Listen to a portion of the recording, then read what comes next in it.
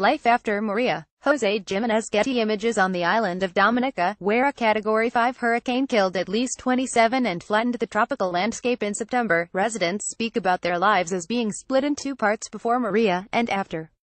Before, when the lush countryside was covered in green, tourism was growing, and people felt hopeful about the future.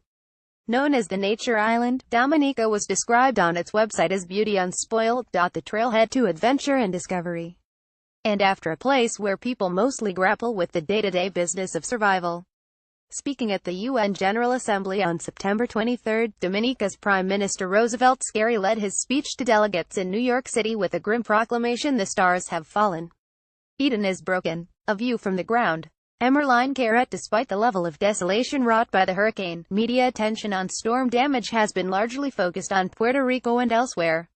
Now, as recovery crawls forward in the tiny island nation, one school teacher is trying to bring attention to a people the world has largely forgotten.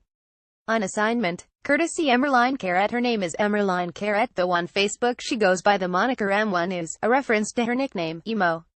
During the day, she teaches social studies and business to high school students at Portsmouth Secondary School.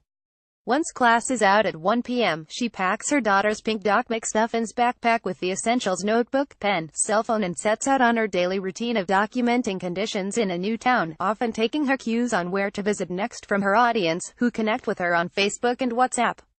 "I get messages like, 'I haven't seen my mother, I haven't seen my father,'" she says. "I go through the messages and I say, okay, today I will go to that village, that is my next move." Hundreds have come to depend on her coverage. On her Facebook wall, they post thank you messages and plead with her to continue. "Where's the next stop?" wrote reader Mayat Ra, who lives in London. "Please be safe. You are an asset to us Dominicans abroad, helping us to see our communities and families." Documenting resilience on Dominica, Emerline Carrot, carrying messages from cut-off communities. Carrot started her M1 News presence several years ago. After the storm, it became vital. There was a total loss of communication: no phones, no Wi-Fi, no cell service.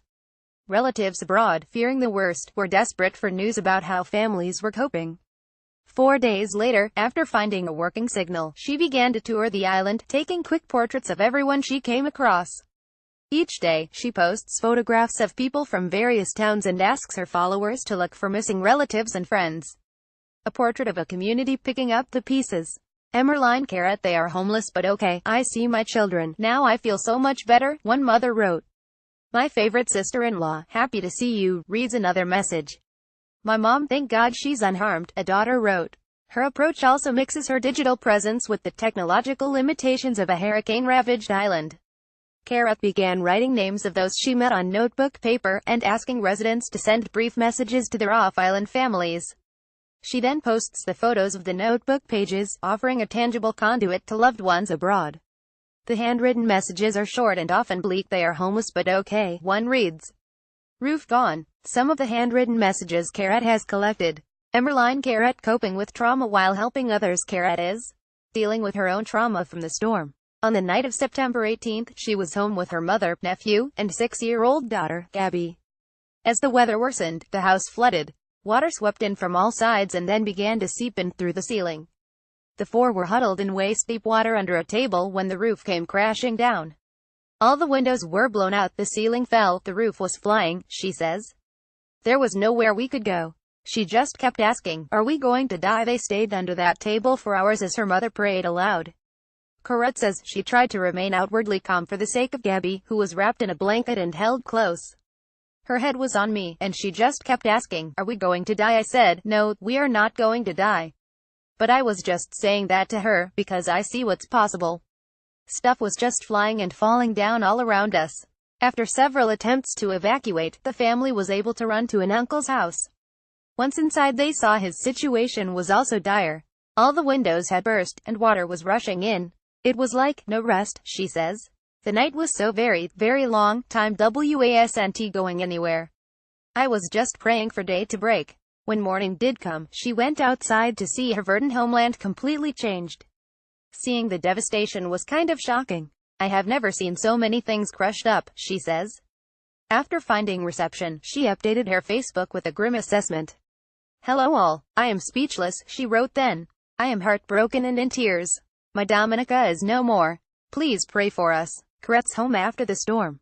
Emerline Caret. In the weeks since, Caret has continued to make daily trips around the island to document suffering and resilience, even as her own life has become more difficult.